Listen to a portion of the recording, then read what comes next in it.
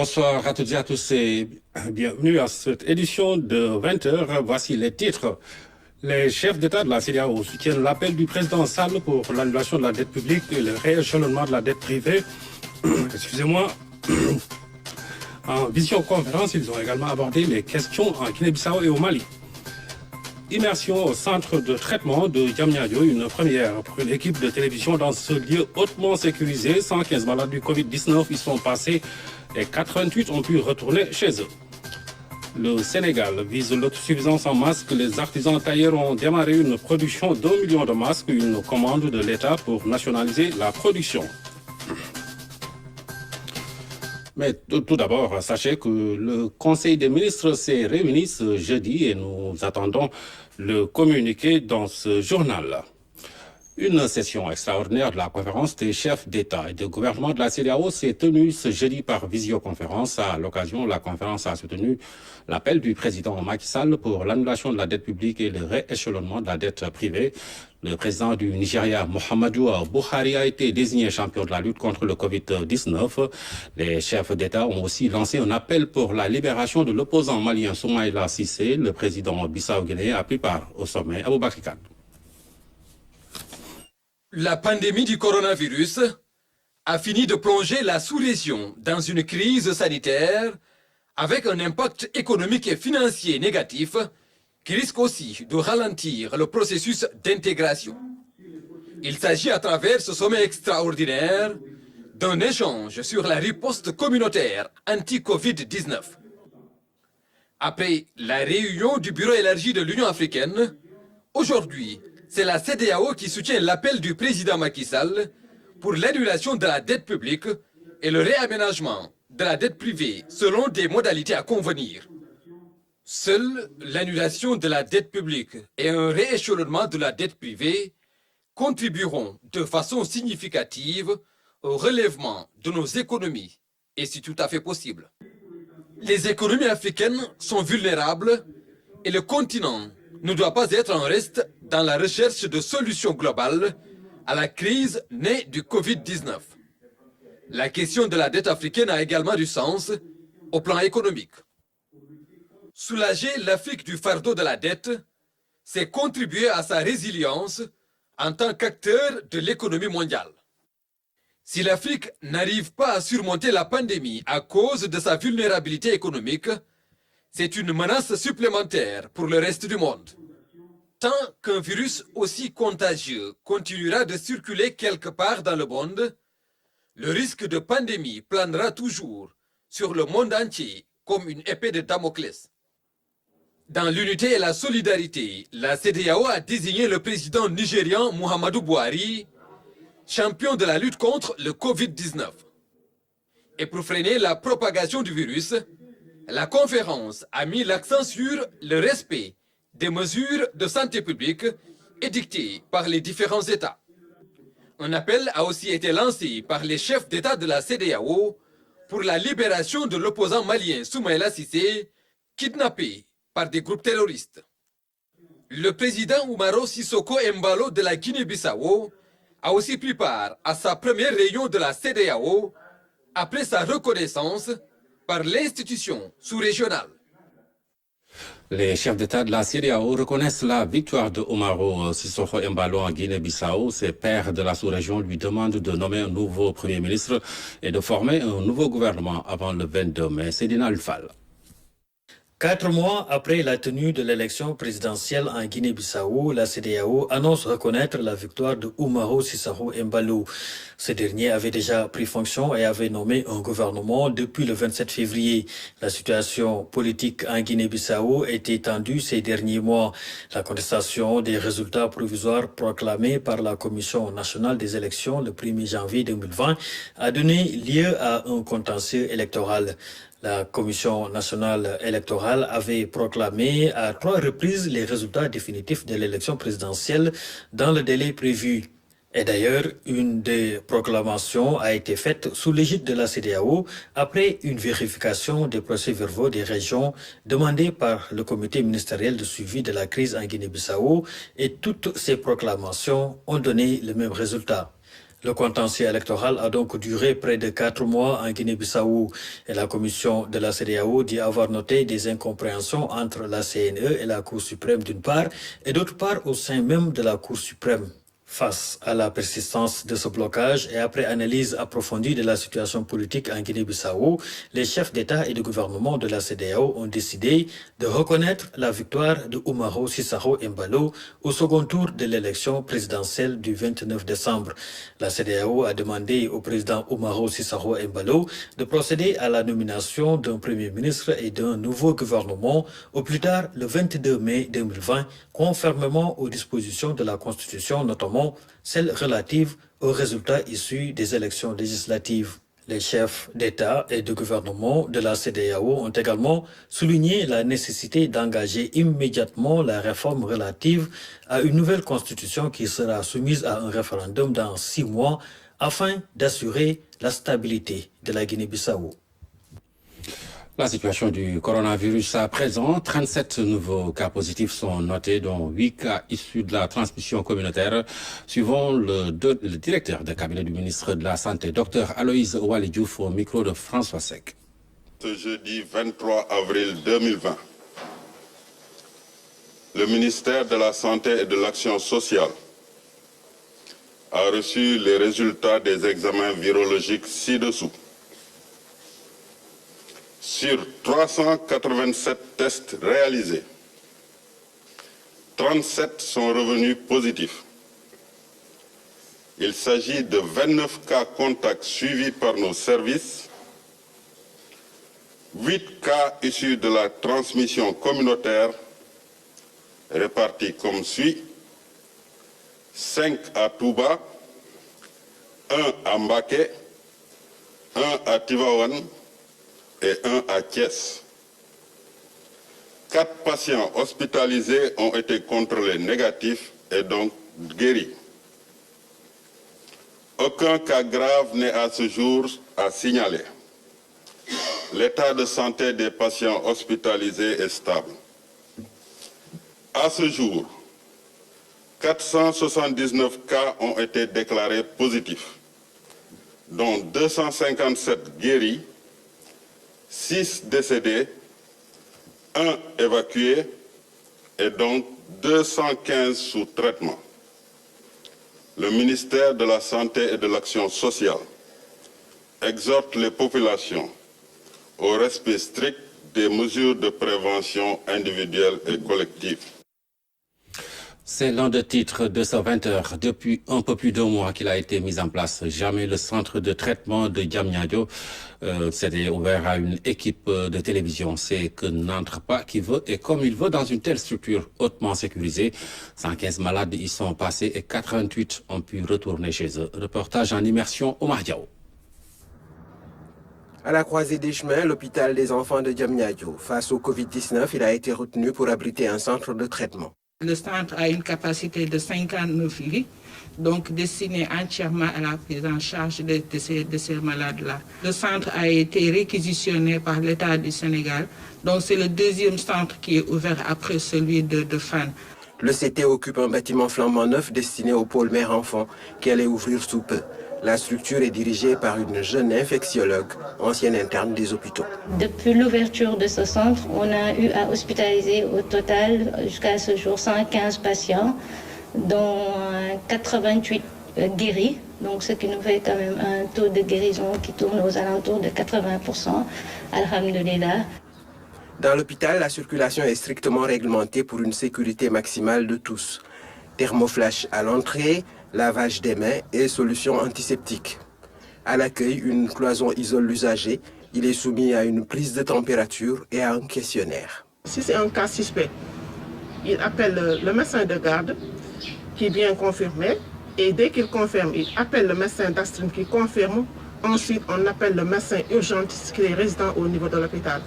Diamniadio s'était préparé à toutes les éventualités bien avant. Il y avait déjà une organisation qui s'est faite au niveau de l'hôpital pour une éventuelle prise en charge de cas. C'est ainsi qu'un comité a été mis en place. Le centre de traitement compte un personnel civil et militaire pluridisciplinaire.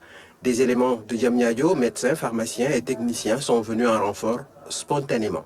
Le personnel de l'hôpital même s'est porté volontaire pour aller en appui à ce personnel qui est là-bas. Il y a eu un pédiatre qui a rejoint l'équipe et qui depuis lors travaille donc à temps plein sur le centre.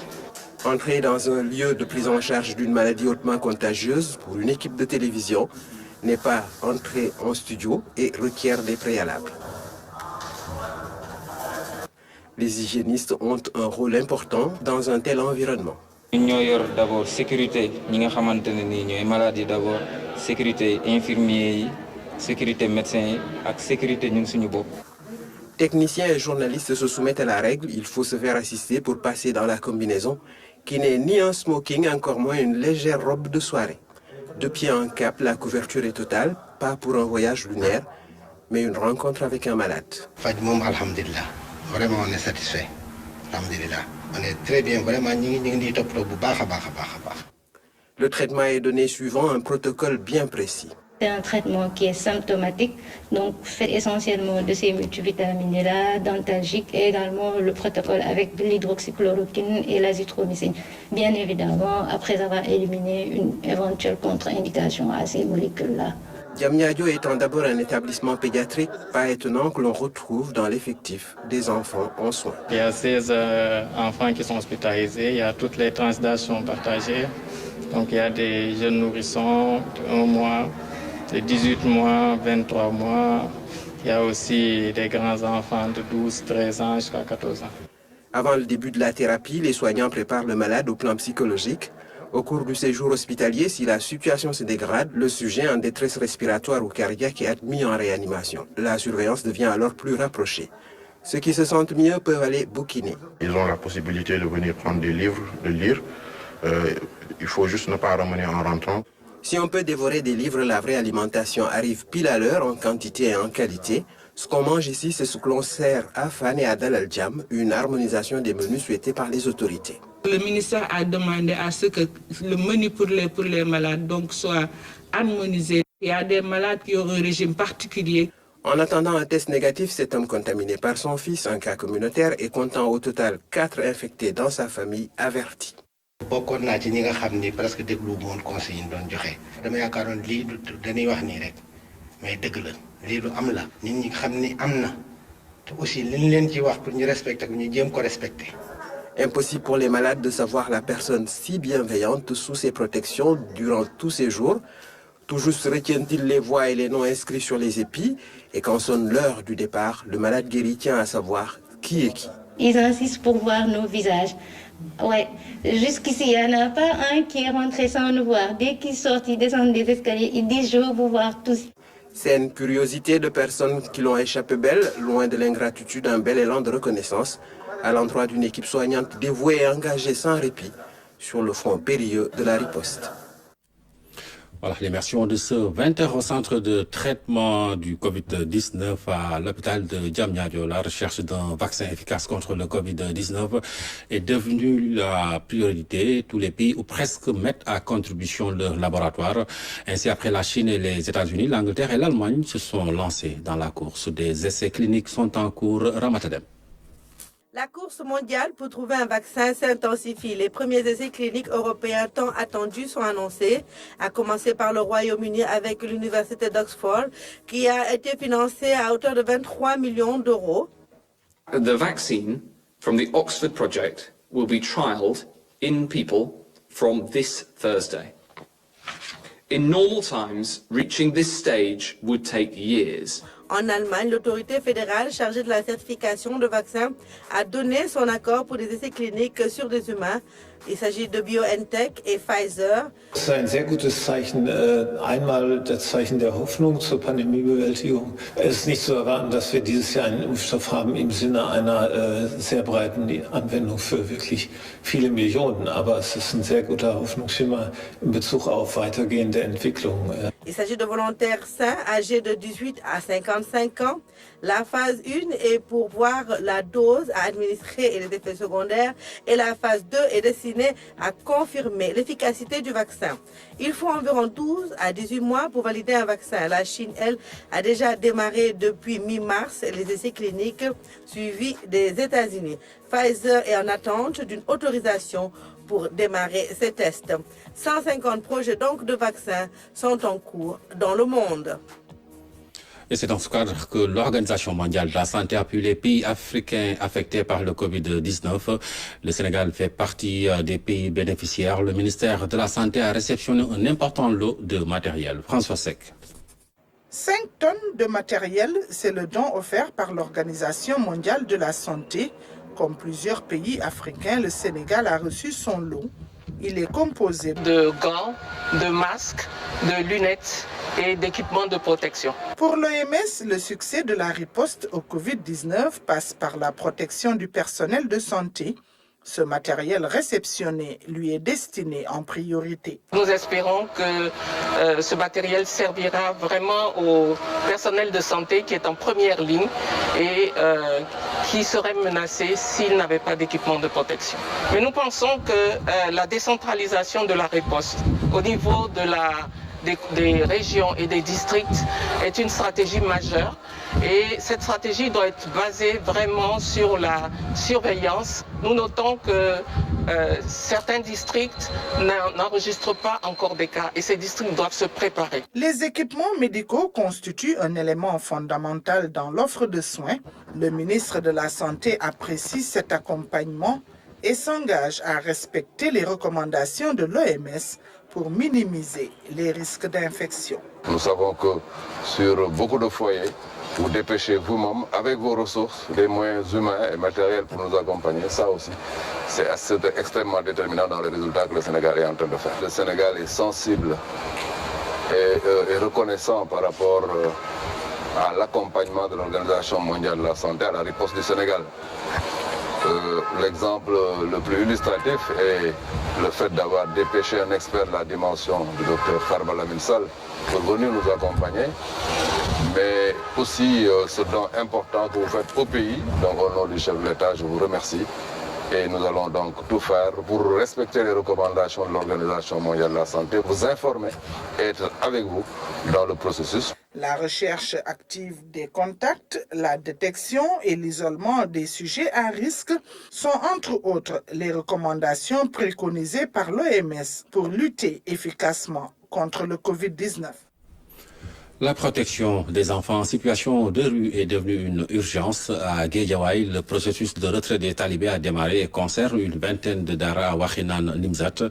La première vague est installée au centre de sauvegarde de Pikine Guédiawaye. Salut Sec.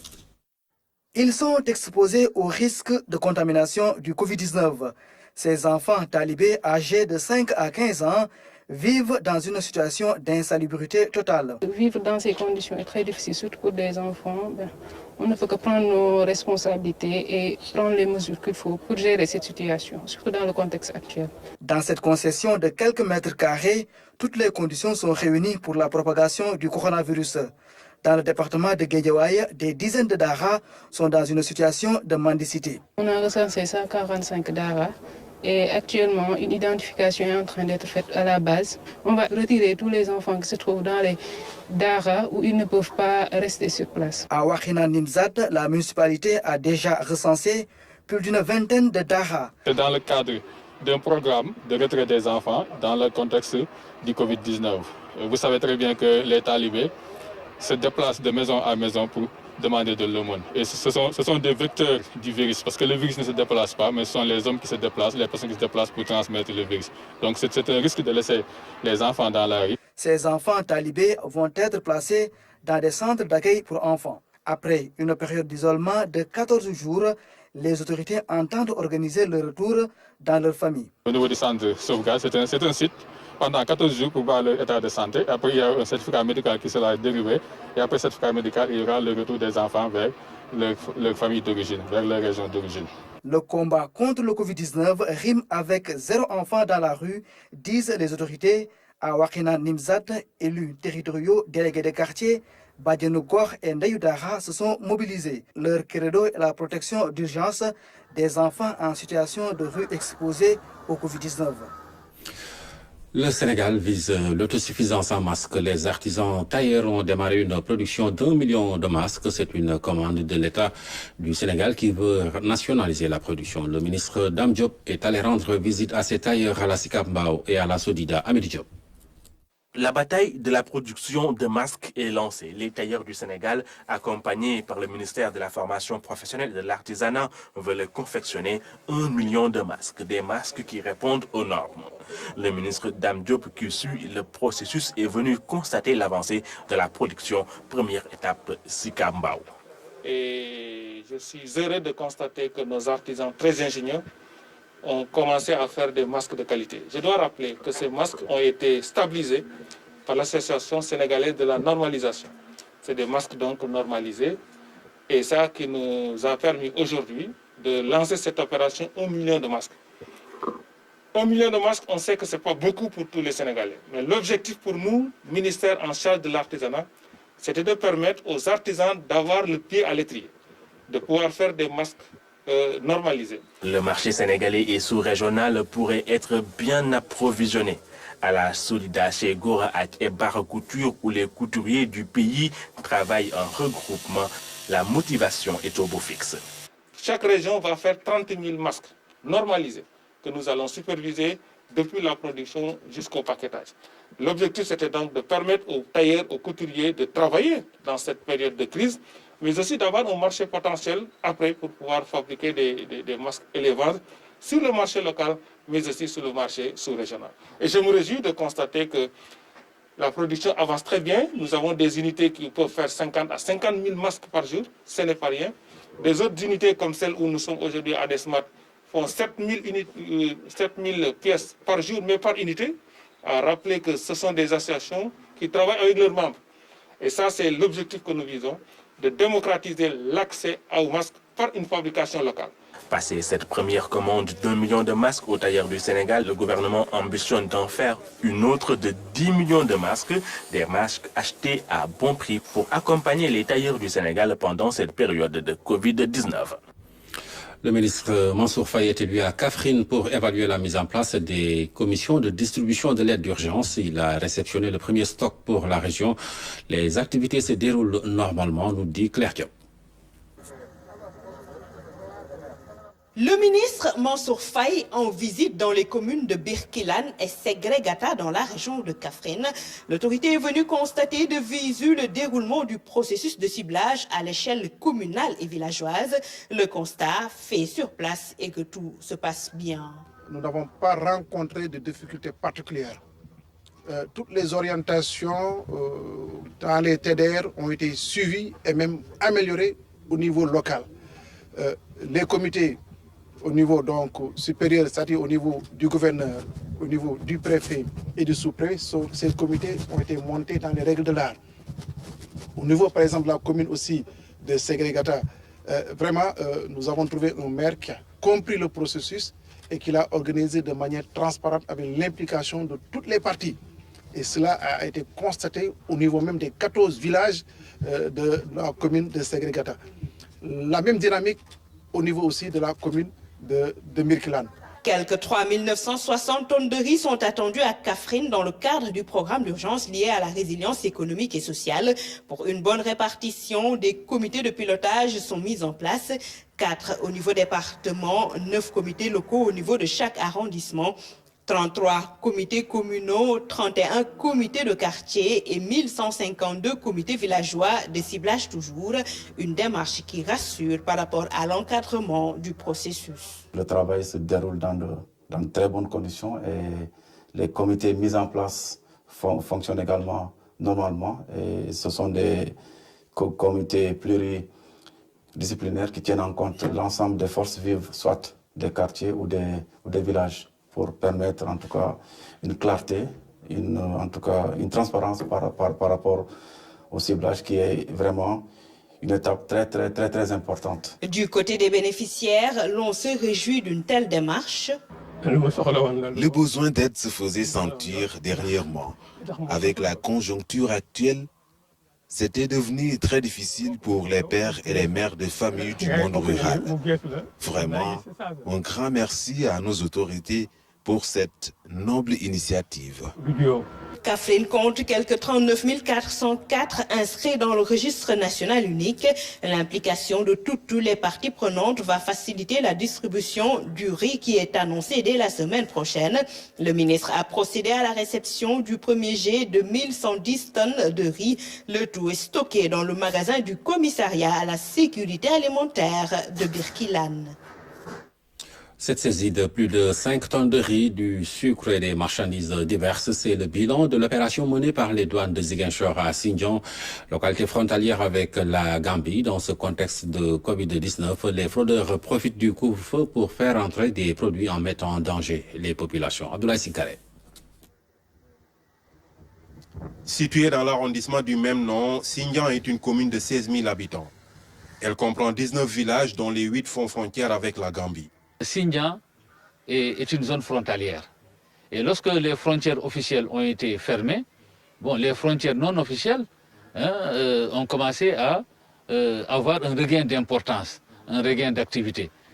Point de passage privilégié pour les contrebandiers qui trouvent en cette période de couvre-feu un moment propice pour faire le plein de marchandises. Vous savez, c'est un jeu de cache-cache. Ils vont jusqu'à même calculer, avoir le calendrier de passage des forces de l'ordre, parce que vous ne pouvez pas mettre un policier ou un militaire ou un gendarme au niveau de chaque mètre carré. Donc, ils profitent des circulations, des rondes, des patrouilles qu'effectuent ces forces de défense et de sécurité, pour eux aussi essayer de passer, les prendre à contre-coup pour passer à travers les mailles. Ce jour-là, les douaniers débarquent à Sindian par un matin calme, avant que le soleil ne soit au zénith. Sur la base d'une dénonciation anonyme, nous avons appelé M. le maire pour lui demander de nous accompagner dans sa commune, comme le prévoit le code des douanes, pour nous permettre, au cas où on ferait face à une résistance, de pouvoir ouvrir les magasins. Une à une, les boutiques sont fouillées de fond en comble pour sortir toute marchandise illicite. Pas moins d'une douzaine de commerces visités, seuls 2 ou 3 sont en règle. La fraude tue l'économie. Boubacar Ba l'aura appelé à ses dépens, lui qui a vu tous ses stocks dégarnis.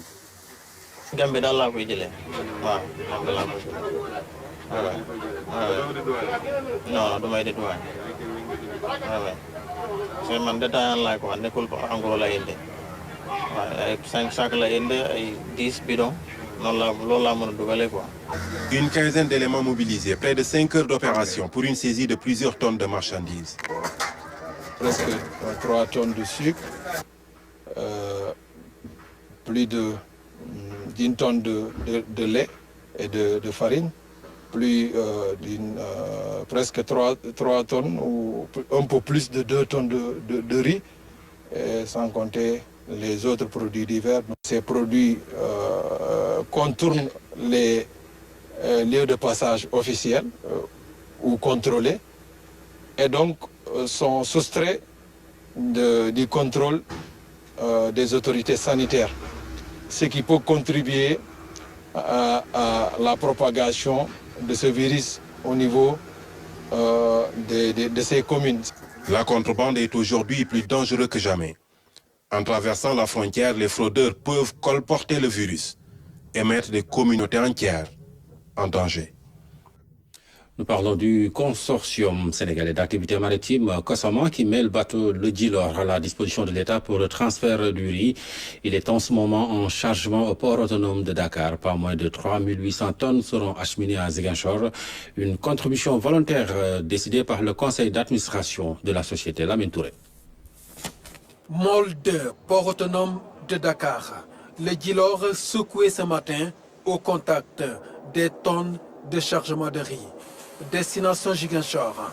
Plusieurs capitaines de l'industrie maritime étaient à bord. Des Sénégalais du secteur privé et public. À travers le consortium sénégalais d'activité maritime, plus de 3000 tonnes de riz vont être acheminées à Ziguinchor. Nous avons mis gracieusement à la disposition du gouvernement ce navire à bord duquel on est, qui s'appelle MV Djilor, qui est un navire de 5000 tonnes qui fait du cabotage international et qui dessert aussi bien la Méditerranée, l'Afrique centrale, l'Afrique de l'Ouest, l'Afrique du Sud, etc. Compte tenu, disons, de la limitation un tout petit peu du tirant d'eau à Ziguinchor, nous ne pouvons emporter que 3800 tonnes. Ce chargement équivaut à plus de 50 camions par voie terrestre. Une contribution de Kosama et ses partenaires à l'effort de guerre contre le Covid-19. Il s'agit, n'est-ce pas, d'un acte citoyen, d'un transport qui s'inscrit en droite ligne, n'est-ce pas, de la vision globale du chef de l'État, qui est une vision d'accompagnement, n'est-ce pas, des populations. Et c'est spontané, parce que nous vivons actuellement des moments assez difficiles à l'échelle mondiale, à l'échelle planétaire. Et le chef de l'État a pris l'option, n'est-ce pas, d'accompagner les populations pour traverser ce moment difficile. Vu d'en haut, le travail de chargement suit un tempo d'urgence. Ce samedi, le Djilor battant pavillon Sénégal quittera le port de Dakar. Ce qui est plus bénéfique parce qu'il aurait fallu peut-être mettre 90 à 100 camions pour pouvoir acheminer ces 3800 tonnes. Alors que le navire peut les prendre donc en 48 heures, il fera peut-être 13 heures de mer pour arriver à Ziguinchor. Ici, au port autonome de Dakar, le privé s'illustre encore dans la logistique. Une logistique sur mer portée de main de maître par le Kosama. Sur l'international, face à la situation imposée par le coronavirus, la France et plusieurs pays européens se penchent sur un plan de déconfinement progressif. De son côté, l'Union européenne propose un plan de relance de 2000 milliards d'euros et pendant ce temps, la communauté musulmane se prépare à vivre un ramadan inédit. Pape Bonachao. À la date du 23 avril, la pandémie du coronavirus a tué 21 856 personnes en France. Dans le pays, le nombre de patients hospitalisés en réanimation poursuit sa baisse. Une lueur d'espoir pour le président Emmanuel Macron qui, à l'issue d'une réunion avec les maires, a dressé les contours du déconfinement progressif. Le plan complet sera rendu public à la fin du mois d'avril. Pendant ce temps, à Bruxelles, les 27 de l'Union européenne se réunissaient pour la 4e fois depuis le début de la crise. La Commission européenne a proposé un projet de relance économique qui se chiffre à 2 milliards d'euros. Mais jusque-là, les États membres ne sont pas encore parvenus à un accord commun. Au Brésil, la situation s'est aggravée d'un cran, notamment à Manaus, capitale de l'État d'Amazonas dans le nord du pays, où les hôpitaux sont submergés. Le Brésil, où le président Bolsonaro a été récemment aperçu à la tête d'une manifestation anti-confinement. Le Covid-19 qui va fortement perturber le ramadan qui sera observé à partir de ce jeudi par des millions de musulmans à travers le monde. L'Organisation mondiale de la santé considère que toutes les personnes en bonne santé ne devraient pas avoir de problème à jeûner comme d'habitude. Mais les personnes touchées par le virus ne devraient pas envisager de suivre le jeûne.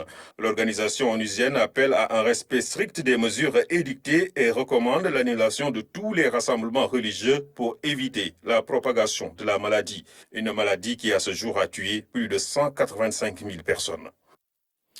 Voilà, sachez donc que le communiqué du Conseil des ministres ne nous est toujours pas parvenu. Vous l'aurez dans nos prochaines éditions. Sachez aussi que la commission pour le croissant lunaire se réunit actuellement dans nos locaux ici à la RTS Triangle Sud pour scruter l'apparition de la Lune.